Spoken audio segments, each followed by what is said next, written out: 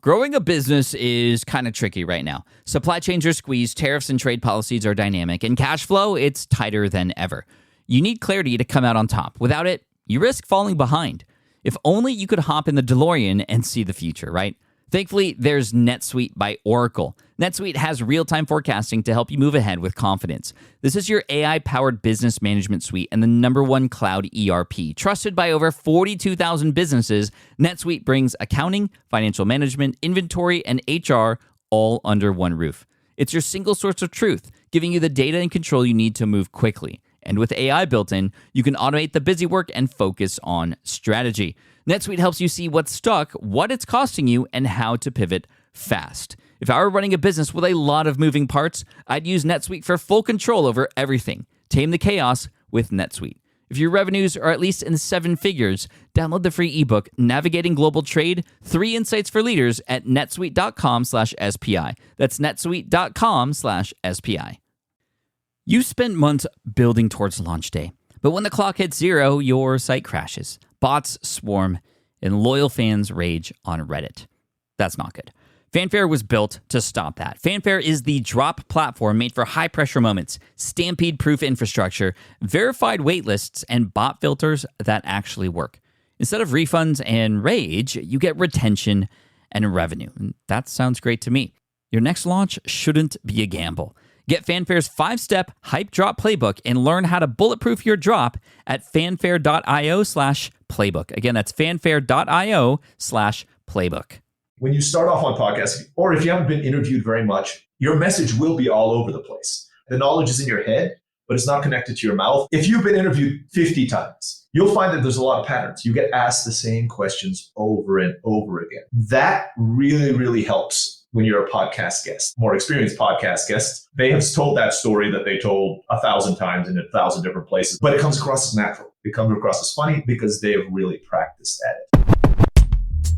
Welcome to the Smart Passive Income Podcast, where it's all about working hard now so you can sit back and reap the benefits later.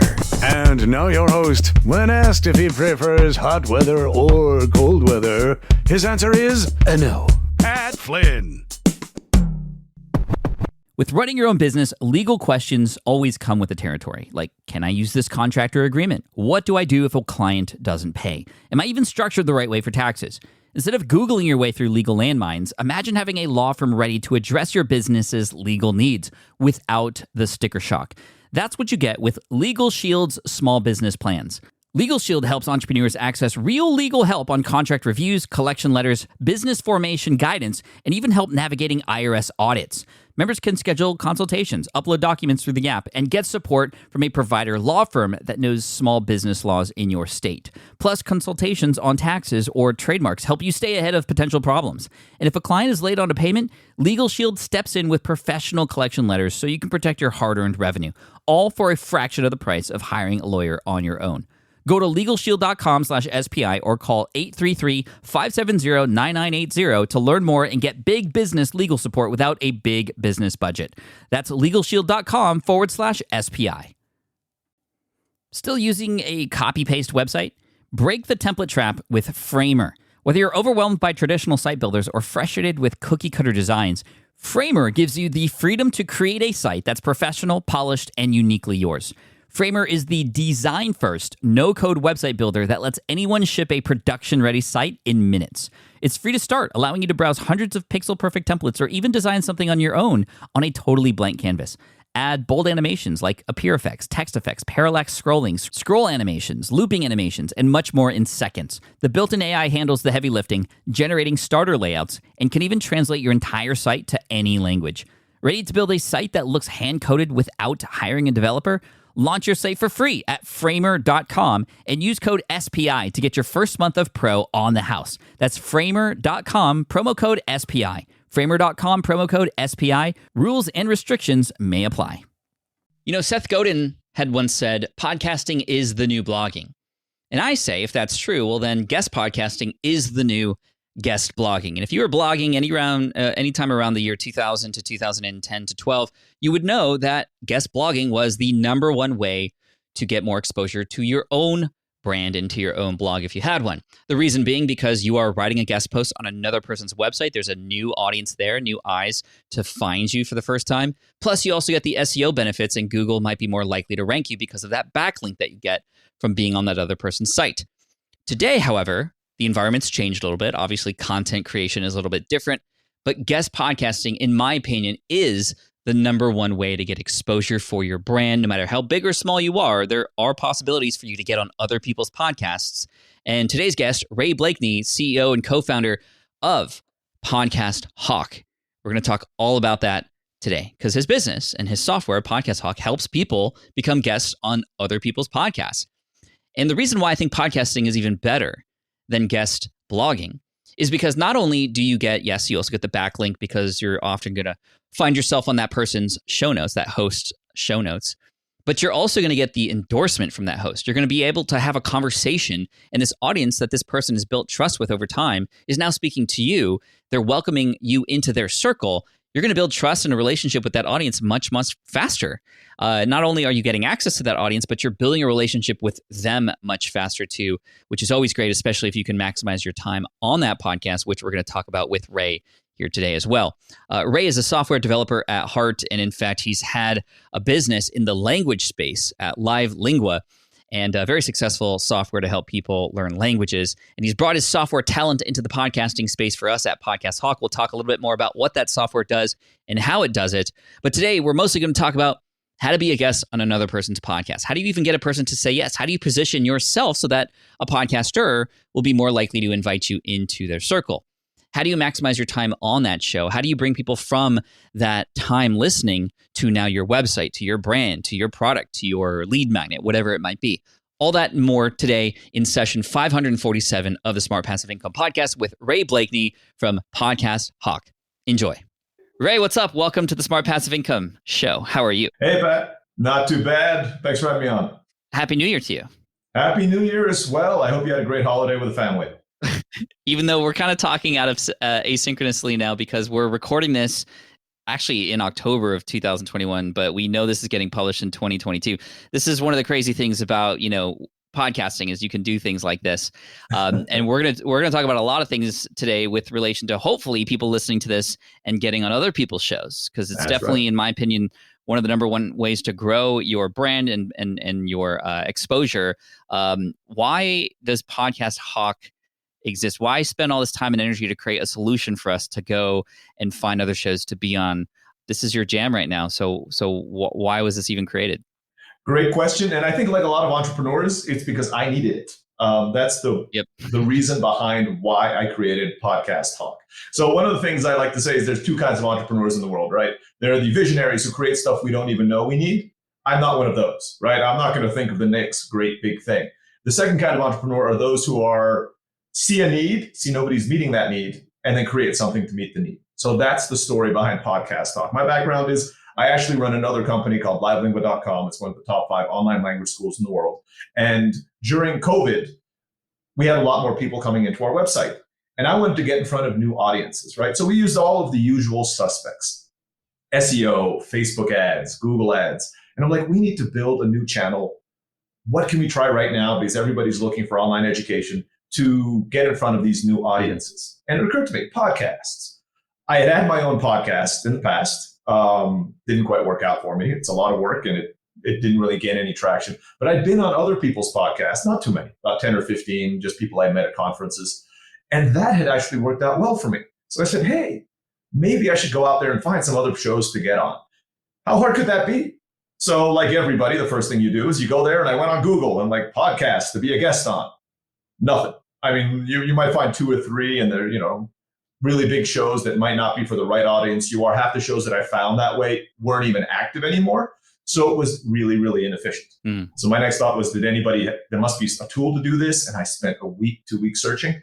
There wasn't. So I did it manually in the beginning, and it took me weeks to find podcasts to get on there. You can hire companies to do it, and they were charging $3,000 to $5,000 to get me on 5 to 10 shows. And they wouldn't even guarantee that those shows had listeners, right? I mean, this could literally be some kid sitting in his basement making a podcast, and I just paid an agency to get me on a show. So there had to be something else out there. So my background is I'm a software engineer. I went out there, and on a weekend, I'm like, can I build something to do this, theoretically speaking? So I played around with some code. Mm-hmm. And by the end of the weekend, I'm like, I think I can actually do it. So I started working on it myself. It was kind of a side hustle for me. For the first 6 months, pretty much I said, can I get every podcast in the world into a database? Can I get every email into a database? Can we clean all that stuff up, make it useful to the users, and make it searchable? I did it. I showed it to some people, and they're like, wow, I would pay for that. So that is how Podcast Hawk was born. And we'll get into a little bit more of what else it does right now. But that was kind of like the version 0.1 and why I actually built it in the first place. Because look, I thought, even if I don't make any money off of it, I'll at least use this to get on shows myself. So it won't be a waste of time. Wow, that's an incredible story of developing a solution for something and taking, and I know it was this, an MVP approach, right? You built it over a weekend, right? And then now you shared it with others. And, I think of a lot of people who have ideas for software, but then it's just like, wow, there's so much to do. What's it going to look like? How's it going to feel? I part of me wants to go deep into software development right now, but I know that that's not what we're going to talk about. So we'll maybe save that for a later time because we've talked about that on the show before. But one question for anybody out there who's looking to build a software, because this is your world and you're here, so I want to take advantage of that. What's the best tip you have for getting to that first sort of iteration to then explore, share, green light, red light at that point? I do like the saying that if you're not embarrassed by the first version of your product, you waited too long to launch it, right? And that's what I say for this first version. If you have a background in software engineering like I have, don't get too caught up in the details. I know as software engineers, we like, everything has to work, and we try to account for every possible contingency. Don't worry about that in the first version, right? Just make sure it works for 80% of the people. Get it out there, get people using it. And you'll probably, if what you wrote solves a big problem for them, they'll still say thank you for it, even though there are bugs and they might crash sometimes. Yeah. So definitely just get out there, throw it out there. If you don't have a software background, use tools out there to build your MVP. My story for Live Lingua is when we first launched it back about 15 years ago, before there were all these cool tools out there that non-programmers could use. Even WordPress was a little new. Literally, I made a 5-page website in HTML, and we would use Google Docs and Excel spreadsheets to track when we gave language lessons to our students and pay our teachers with that in the end. That's how we built the business into a 7-figure business. And we're using a similar methodology here for Podcast Talk. Love it. Kind of a lean approach to it, exactly. which I love and I think is very, very smart. So let's talk about getting to get onto other people's shows using Podcast Hawk. We'll talk about that briefly and just go over, well, how does this actually work so that people can try it out and use it. And then we'll get into, okay, well, when you land a guest spot, what do you do? How do you make sure it's the best and it's going to serve you and the growth that you'd like? So tell us about Podcast Hawk, like technically, like what's the user experience like? What do you do? Yeah, absolutely. So Podcast Hawk, what we do for you is we take all the time out of not only finding the right podcast for you, and you said we're going to talk about it later about how, to get on the podcast and make use out of it, but you need to do that before you use Podcast Hawk in the sense that you need to know who you're trying to get in front of and what message you're trying to share with the world and what value you're looking to add. Then when you come to Podcast Talk, what we've built is a sophisticated search engine that goes through all the podcasts in the world. Currently, we have about 1.7 million of them in there. We just found a new source, and we hopefully we're going to pass 2 million podcasts soon. Not all of them are active, but there are reasons you can reach out to inactive podcasts as well, and you can filter that with our search. So what you can go into Podcast Talk right now, it's really simple. We're worried about functionality, not so much making it look pretty. It doesn't look awful, but we'll add pretty later. And you go in there and you can search things. For example, I always recommend using podcast description as the base of your search, not the title. Because when people create titles for their podcast, they sometimes try to get really creative with them. Let's just say Ray's Amazing Show, and you have no idea what the show is about. So if you search by title, you'd be missing out on a lot of them. But you go in there, you can search by the description. And then we have all these other search filters. So you can say, I want a podcast with the word marketing in it, a big category, but that also has the word pink flamingos in it. Because let's say that's your niche, you're selling pink lawn flamingos. Okay. And it's created an episode in the last 30 days. It has at least a 4.5 star rating average on iTunes. It has at least 50 episodes because you want something that's been around a little bit. You're not looking for a new show. And it has a podcast score of 40. And I'll explain a little bit what a podcast score is in a minute. I challenge everybody to go and find these shows yourself manually on the web, and you'll be there for weeks. With us, you click search. And in a few seconds, less than a second if we're lucky, it will bring back all the podcasts in the world that match your criteria. So what you can do after that is you go and you find all the shows. You can read all the shows. So we'll show you the full descriptions. We'll show you the social media. the titles, the images. You can decide out of all of those, let's say 5,000 shows came back. You can go in there and pick 50, 100, 1,000 that match exactly what you're looking for. Because even with a good search, not all of those will be a perfect match for you, right? So you put those and you create a campaign in Podcast Hawk. What does that do? We actually do the email pitching for you afterwards. So let's say you created a campaign with 1,000 shows. That's a lot of shows, and we get about a 10 to 20% response rate. So unless you want to be on 100 shows in the next month, I'd say start with a smaller number than that. You create the campaign, and we do all the emails for you. So the first email, the 3-day follow-up, the 7-day follow-up, if you don't get responses, we do all of it. We have kind of one of those email systems where you can say hi, first name. We know the name of the hosts based on our system, and we'll send the emails out for you. So pretty much once you set this up, the vision behind Podcast Talk is, let's say we have different plans and we'll pitch 25, 50, or 100 shows every month on autopilot for you, depending on your plan. You could set it up with 5,000 shows, hit save, and never have to go back into our system again, because every month we will be pitching 25, 50, or 100 podcasts for you. So if you get about a 10 to 20% response rate, let's just say on the lowest plan, you get 25 pitches a month, you get on 10%. Let's round up to 3. So you're getting on 3 shows every single month without doing anything. Because what we do is when they reply to you and say, yes, I'd like you on my show, we forward that to your inbox. That's it. You just sit back and wait for your inbox to be filled with these messages once you've set up the campaigns in our system. That's all there is to it. There are other uses you can have for it, but that's the primary use of Podcast Talk, is get you on podcasts on autopilot. Wow. Questions that I'm assuming my audience has right now, and I have, which is these emails that are being sent out. You know, I know from a podcast host perspective that I get emails all the time that just sound so generic that it's just like, oh, this is a waste of, I'm never going to say yes to this person. How does Podcast Hawk help us avoid that kind of email being sent out? Great question. And that's exactly right. We're not a spam software, right? If users keep getting marked as spam, we probably will block them from our system, because we don't want to be known for that. So what we've done is we've created a wizard in Podcast Hawk. So when you go through the whole thing, you put in your template, let's say, for the podcasts, and you can actually customize the emails for each one of the people you send out. So let's say you have 100 people in there. I'm going to touch on podcast score a little bit right now. This is going to help you figure out which ones to really go in there and customize and which ones aren't. What we've created is our own algorithm to rate all the podcasts in the world from 0 to 100. So literally it uses things like how long they've been around, their ratings, and all this other metrics that we're getting from around the internet to give you an idea of how quote unquote powerful this podcast is. I'll give you an example. For example, your show. I looked it up right before we got on there. You have a podcast score of 81. It's logarithmic. So the higher you get, the higher, 81 from 81 to 82 is a lot harder. B-. Well, it's once getting up to the top is really, really hard. It's not a grade. You're still in the top like 1% at that point, right? But it gives you an idea of whether anybody is actually listening to this show. And it also gives you an idea of how hard it will actually be for you to get on that show. So let's say Joe Rogan, he's one of the top ones, and a show called Dr. Death. I don't really know. It's one of those serial murder shows. Those are like the 2 top scoring podcasts in our system right now. If you're starting off the entrepreneurship journey, if you're starting your business, you probably don't want to be pitching those guys anyway, because they might be out of your level. But you might be looking to pitch people at a score of 30 to 40 in our podcast score. These are kind of podcasts that have some listeners, but maybe are a little easier for you to get on there, get your feet wet, get used to being interviewed first, then work yourself up in our podcast. That's why we built it. We update it all the time. The way this relates back to customizing the pitches is if you go through your search and you have these 100 podcasts and you find the top 20 of them have a podcast score of above 60. So these are generally pretty established podcasts, over 100 episodes, all that kind of stuff. You might decide, look, I don't have time to customize 5,000 pitches, but anything above 60, I'm going to customize. In our system, what you can do is it shows you all the pitches you're about to send out before you send out. You click on a customize button. It brings up this page where on the left, you have all the episodes. On the top, you have the description with the social media page links. And there in the middle, you can actually customize the emails, the main email and all the follow-up emails.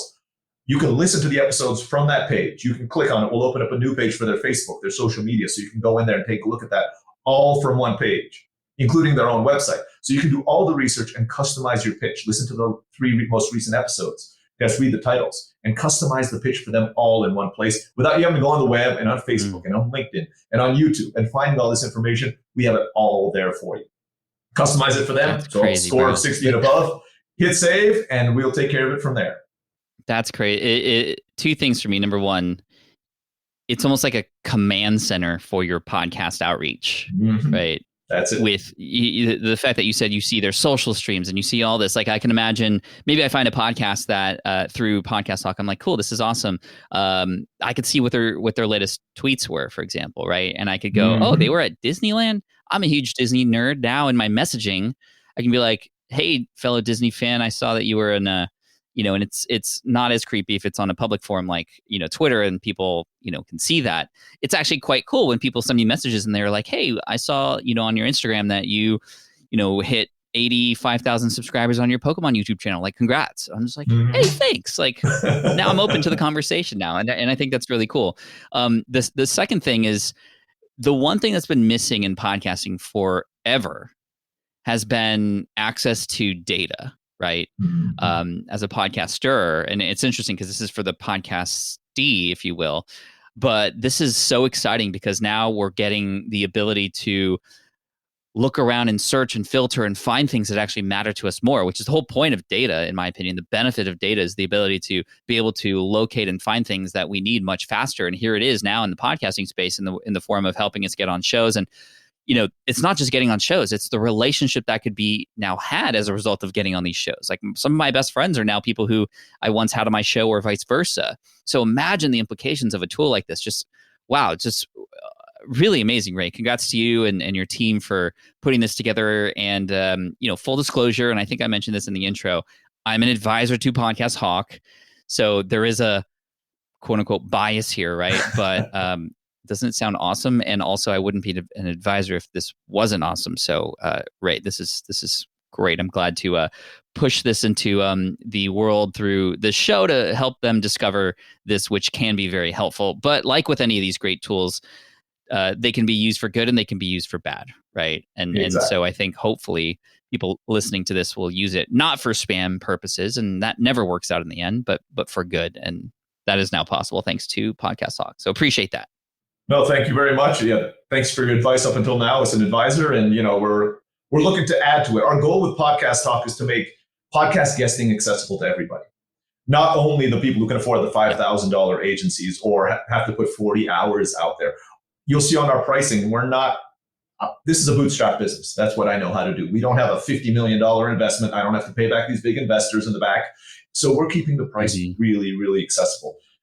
Right now, January, the prices are from about $39 to $79 on the high end. $39, we're pretty much saying we'll get you on a show at least once every 2 weeks, probably every week if you have a really good story behind you, for $39. If you're an entrepreneur starting out, if you're an author who's trying to get your book in front of audiences, if you're a small business owner trying to get in front of your niche market. I remember onboarding in the beginning, there was a consultant for burlesque dancers that I onboarded in our first beta users. And I was kind of concerned when we were doing the onboarding call, like, are there any podcasts for that? Yes, absolutely. There are a few hundred podcasts out there for that. So it doesn't matter what niche you're in. There are podcasts. Those podcasts are talking to your audience, right? So you can get there. You can get in front of the right people at the right time and add value to them on the podcast. And then you can hopefully grow your business, your brand through that.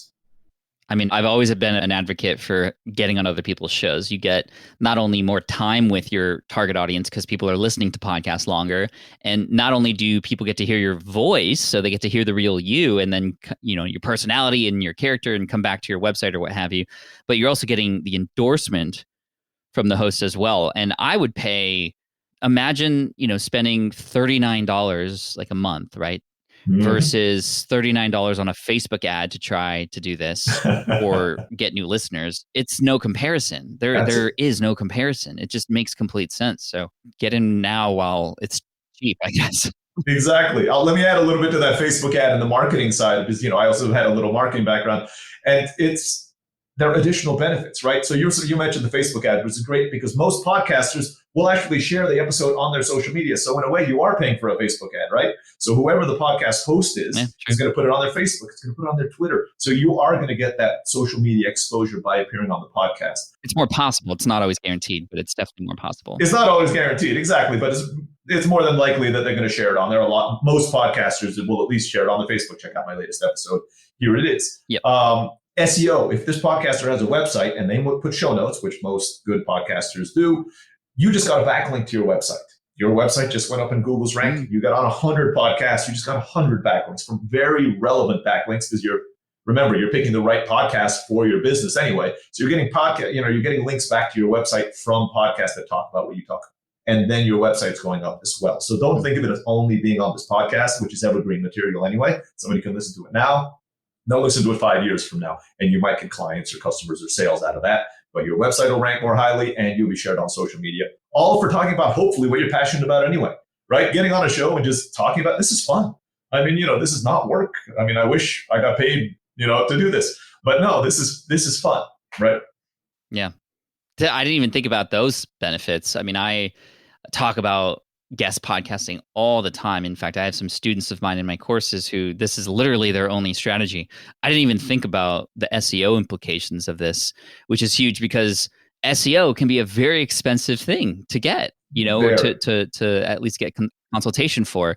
And backlinks are worth their weight in gold, and relevant backlinks even more. So this is awesome. So podcasthawk.com/SPI. We'll talk more about what's there later, but let's talk about now that we are going to have this opportunity to be on another person's show, just like how you're on this show today, or a person listening is on, an influencer show tomorrow. How do we make the best of that time? What do we need to prepare for? How do we make sure that it's going to be worth the time and effort to reach out and make this happen? Great question. And for me, at least, there are two big parts to that answer, right? The first part is you need to know your goal for being on that show. It sounds a little callous sometimes, but if you're going to be on there, you need to know why you're going to be on there. If you're an author, your goal on there is to get people to read your book and to buy your book.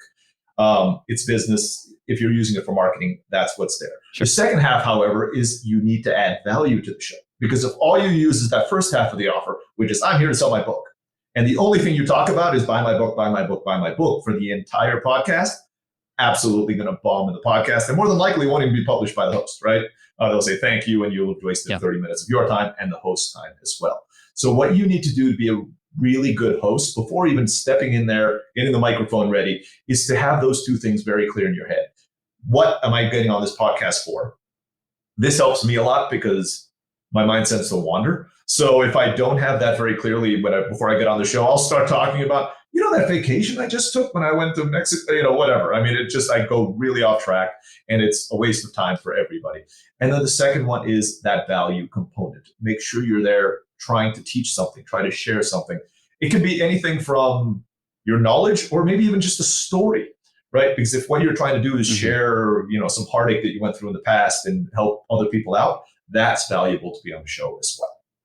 Great. So that's what happens when you are planning to get, or even as you're preparing to reach out to podcasts. And when you do, going into that podcast's archive specifically to see what they have talked about, what they didn't talk about, maybe even going as far as looking at their reviews or any commentary on social media about that particular podcast to see what people who are listeners like and what the listeners don't like.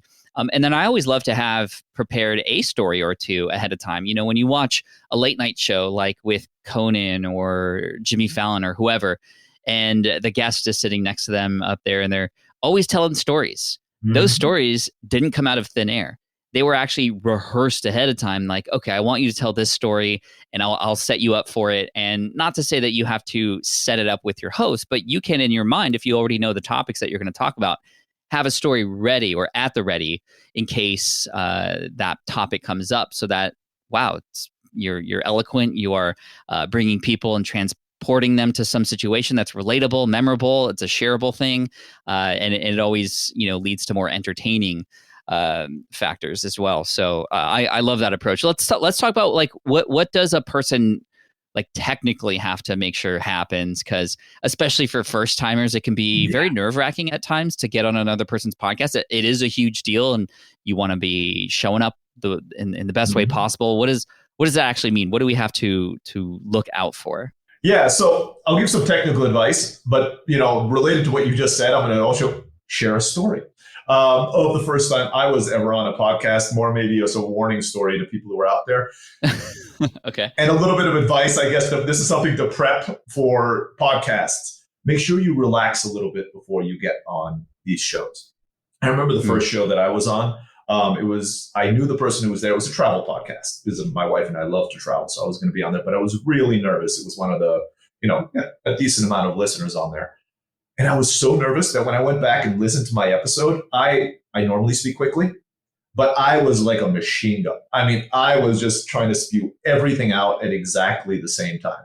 So one bit of advice, before the technical stuff, if you like meditation, if you drink a cup of tea, have a cup of coffee, do that before you get on shows, especially if you're just starting off, because you do need to relax. You're never going to be able to perform if you're going into something nervous. This applies to sports, this applies to business, and this also applies to being a guest on podcasting. It will get better with the more practice you have.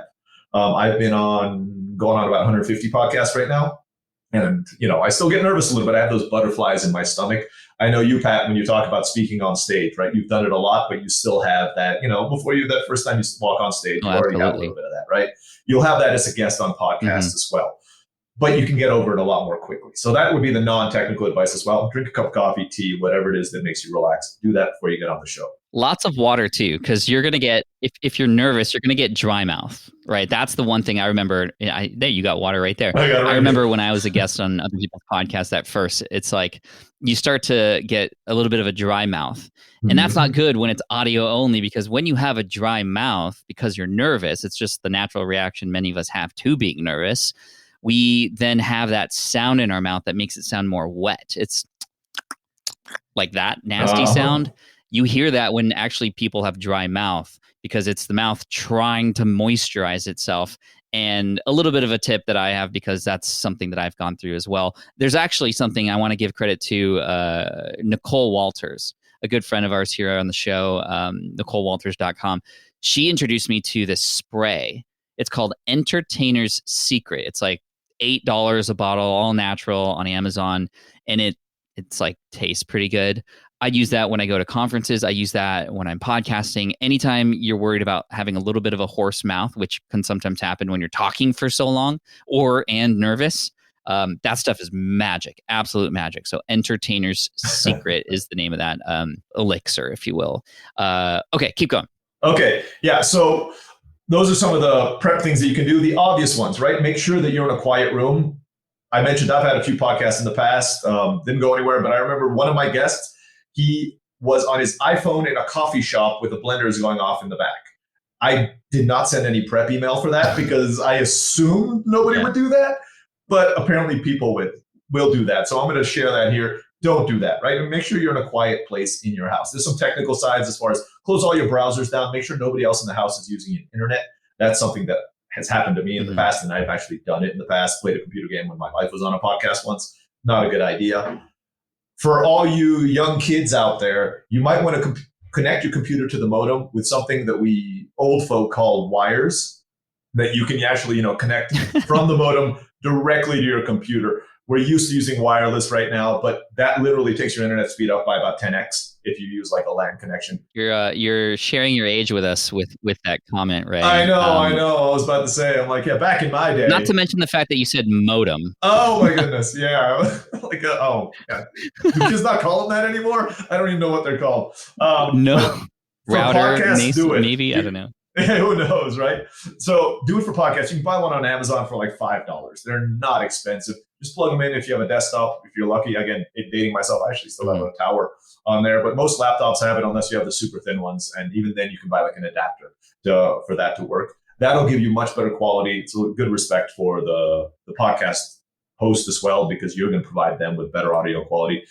Another tip and trick is make sure your background looks professional, because especially these days, most podcasters actually also do a video with their podcast. They've probably either taken Pat's course or some other course where, it's about repurposing your material. So if you're going to already record somebody anyway, using something like we're on Squadcast right now, there will be a video that goes with it. Even a lot of podcasters use Zoom. So make sure that your background looks presentable. I have fallen into that before where, I didn't know there was going to be audio and I forgot to brush my hair. So now there's a video of me. You can find probably a few of them online where my hair is just like all over the place, because I didn't know anybody would actually see what I looked like during that podcast, because I thought it was audio. So those are some of the technical things you can do. Again, close it down on your computer. Close down all your chat messaging, but make sure you close them down correctly. I'm talking about Skype. I'm talking about Slack. Sometimes these messages appear right in the middle of your interview. And depending on how you have your computer configured, it might be heard, right? So as a Skype ringtone might happen in the middle of your call, or your little Slack boop, boop noise, right? Will happen right in the middle of your interview. And you want to do that. It's not professional. It's not respectful to the podcast host. So those are my general tips for people who are trying to be on podcasts. And otherwise, have fun. Because, again, we're going back to the first thing we talked about. When you're stressed out, when you're not having fun, it will show. Your voice will be stressed. Your message won't come across. So enjoy it. Generally, almost every podcaster I've met has been a great person and kind of pulled you along. So just enjoy the ride. Love it. What would you say a podcast host is looking for in a guest most? This, again, I'm pulling it all back to that first point that we had here. It's about adding value or sharing an interesting story, again, depending on your niche, with the audience of this podcast host, right? You need to make sure that you are a good fit for their show before you get on there. And then practice your story. It's, again, like speaking in front of a public. You have to have the story. You have to say it over and over and over again. One of the things that I actually recommend, because I did this when I was starting out, I mentioned the podcast score with Podcast Hawk, right? So maybe you pick a few podcasts that are low on the podcast score just to get your feet wet. There have been two interesting things on my podcast journey. So I'm going to try to be on 1,000 podcasts. It's going to take a few years, but my goal is to be a guest on 1,000 podcasts. Then I should have a pretty decent idea of, what it takes to be a guest on podcasts. In the beginning, when you start off on podcasts, or if you haven't been interviewed very much, your message will be all over the place, right? Because you don't really know what they're going to ask. You don't know what your answer is going to be. The knowledge is in your head, but it's not connected to your mouth, and it doesn't kind of come out, as you say, in an eloquent way. If you've been interviewed 10 times, 20 times, 50 times, you'll find that there's a lot of patterns. You get asked the same questions over and over again. That really, really helps when you're a podcast guest. And I think it shows more experienced podcast guests, more experienced guests, like you were saying on the late shows, they have told that story that they told 1,000 times in 1,000 different places. They probably are half asleep in their mind when they're telling it because they've done it so many times, right? But it comes across as natural. It comes across as funny because they have really practiced at it. So that would be a recommendation to a lot of guests as well. I'll add a little bit of extra to that. One of the things that I found on my podcast guest journey, after having done that, is I've actually learned more about myself. When somebody asks you something, a very common question like, Ray, tell me a little bit about you. The first time I answered, I'm like, well, I'm like, I don't really know how to answer that because that's just a general question. By the 50th time, you're like, yeah, I know who I am because I've answered this question many, many times. Like, when they ask you about your opinions and everything, it really helps you kind of clarify your thoughts, things that but nobody ever asks you in real life, that you get to share with the world. And by the end of it, you might actually have a clearer identity of who you are, kind of an added bonus to being a guest on podcasts. That was a surprise to me. It wasn't my goal. It wasn't my intention, but I kind of found that happening after about 50 shows. Honestly, now that you're talking about that, I've definitely found the same thing to be true.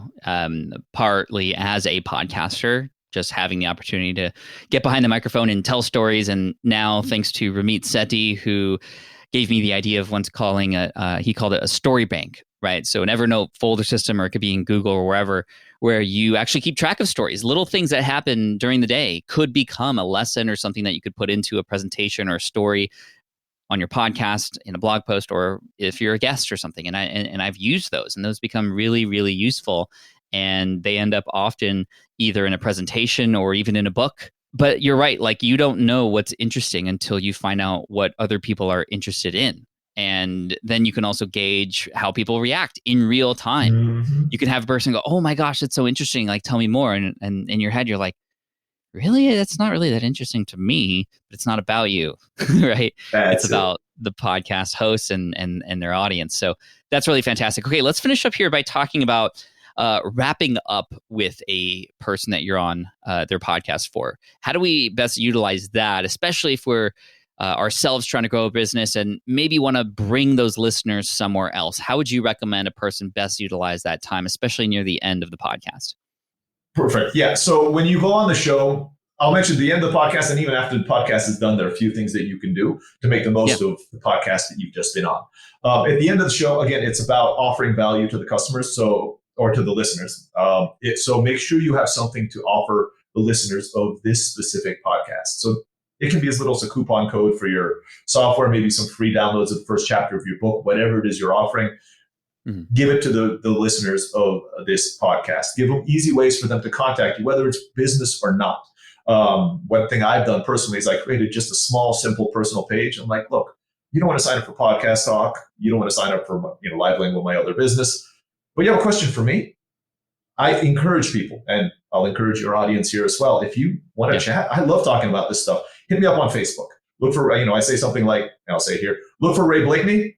Look for the picture of the guy who's sword fighting, because that's what I do in my free time. So you won't confuse me with another Ray Blakney. Or go to rayblakeney.com. Contact me there. Those kind of things it might not be a sale, but you're not building relationships outside of just the podcast host.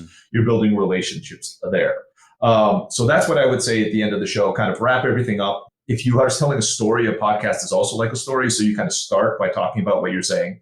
If you are building a story brand, if people haven't read that book, I highly encourage it, but they kind of walk you through this whole thing. My main business is in education, and the whole story brand thing is what we've been doing in language education for years. Not by we, I mean the whole language education area. You kind of start with a summary, you end with a summary of what you did, because people might forget some of the details along the way. After you're done with the podcast, after you've even kind of turned off the recording, there are a few things that I also recommend that I find a lot of people don't do. One, send at least a thank you message to the host. I've interviewed a few hundred people, and I'd say 5 of them said thank you the next day, or the hour afterwards. So just be polite, say thank you to the host. You can actually take that to the next level. If you find that you had a rapport with the host, you ask, hey, do you have any friends who you think who have podcasts, that I could be on their show, that I'd be a good fit for their show? You'll be surprised. I'd say 1 out of 3 times. Most podcasters know other podcasters, unless they are very high level podcasters who get hundreds of pitches every month. Most people who are starting off podcasting are looking for great guests. So if you just ask that the next day, you'll probably get on a few more shows out of that as well. And then the final thing to make the most of your podcast for everybody is when your show is live and they send you social media links, because a lot of podcasters will put in time to make, here's a Facebook post, these are links, share it. The least you can do is share it on your personal pages. You don't have to share it out to your email list or your business or anything like that, but just share it. It shows appreciation to the podcast host that you're doing that. For sure.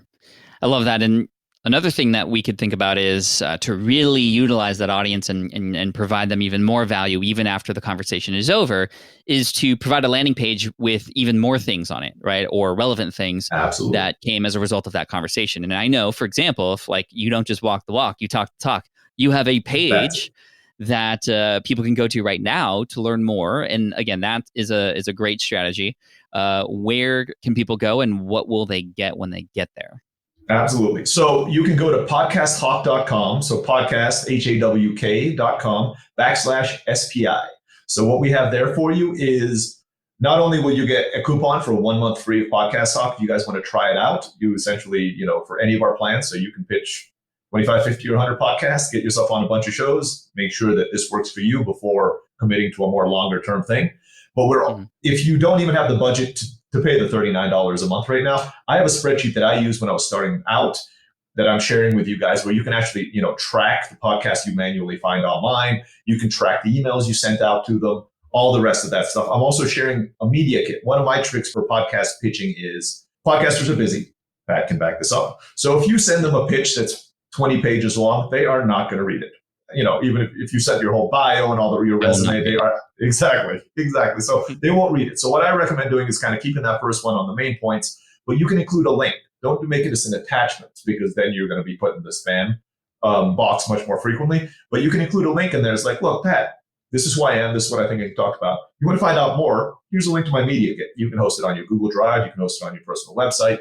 But they click on that, and then you can have a longer media kit, which not only will talk about your experience if you've been on shows before, make sure you have a few episodes that you've appeared on that they can listen to in your media kit. So I've shared that on this page where you guys can just PowerPoint, flip out the images, put in your own, put it up on your website, and that you can use. You can have your own media kit in about 30 minutes by using that. That'll be there for free for you guys to download.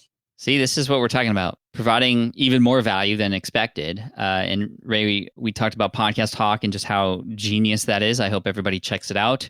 You can go to that link, podcasthawk.com/SPI, and see what this is all about. So, Ray, thank you so much for coming on. Thanks for allowing myself and Matt to come on as advisors and help out with the growth of the company, because we truly believe in what you're doing and the purpose of it, and couldn't be more thankful to work with you. Thanks, Matt. It's been a blast.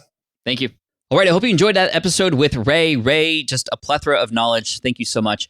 And again, that link, if you want to check out the goodies there and Podcast Hawk, go to podcasthawk.com/SPI. Again, that's podcasthawk.com/SPI. As always, we'll have links and resources at our show notes page, which you can find at smartpassiveincome.com/session547.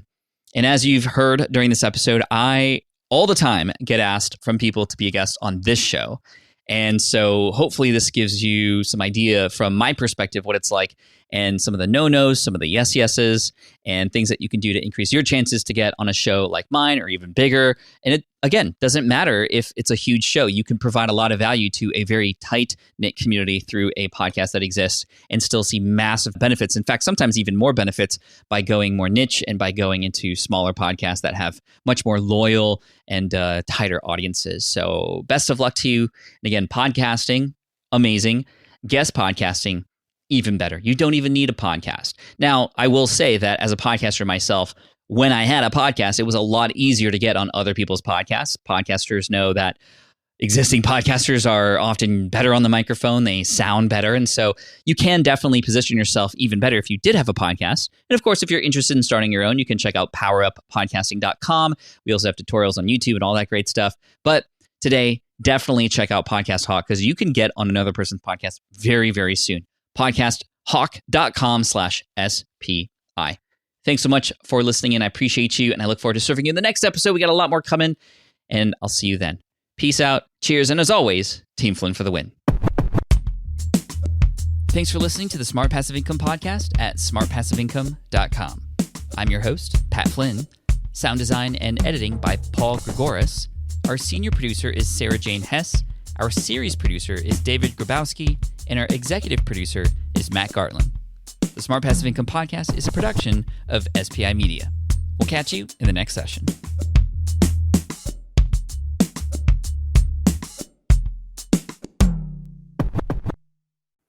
Have you dreamt about being your own boss, but still haven't made the first steps to making that dream a reality? Well, I get that. Starting a business can feel super overwhelming with legal forms, paperwork, finances. It's a lot. And that's why I'm excited to tell you about Taylor Brands. Taylor is a complete business builder designed to make launching your business simple and stress-free. You can register your LLC in just minutes, keeping your personal assets and the business assets separate from day one. From there, you get access to everything you need to get off the ground: legal documents, licenses and permits, invoicing and bookkeeping tools, and even a 100-day business coaching program, all designed to help you hit the ground running. You'll also get a free personalized business plan, branding tools, and so much more. And of course, listeners of this show get an exclusive 35% discount to get started. All you have to do is head to taylorbrands.com/SPI. That's TAILORBRANDS.com/SPI. Stop dreaming, start building with Taylor Brands. Hey there, quick pause here because I have to tell you about a tool that completely transforms the podcasting workflow. Riverside. I get it. I used to juggle multiple platforms just to record one podcast episode. It was exhausting. Zoom for recording, Audacity for editing, and then a bunch of different apps just to create clips and social posts. I've tried other ones as well. They were okay, but they were clunky and super time-consuming. That's where Riverside has massively helped. I can do it all in one place: recording, editing, repurposing, one platform, one streamlined flow. I just log in, record with my guests no matter where they are in the world, and just like that, studio-quality audio and high-resolution video all in one. And get this, even if your Wi-Fi glitches, Riverside records locally on your device so everything sounds and looks crystal clear. But here's my favorite feature: Riverside's AI editing tool. You can remove silences and filler words with just one click. Hours saved. With Magic Clips, Riverside also automatically finds the best moments and turns them into ready-to-post videos for YouTube Shorts, TikTok, Instagram, all without the extra editing. So if you're looking to level up your production quality and simplify your workflow, go to smartpassiveincome.com/Riverside and use code SMART to get 1 month free on the Pro plan. That's smartpassiveincome.com/Riverside, promo code SMART. It's built by creators for creators, and I think you're going to love it.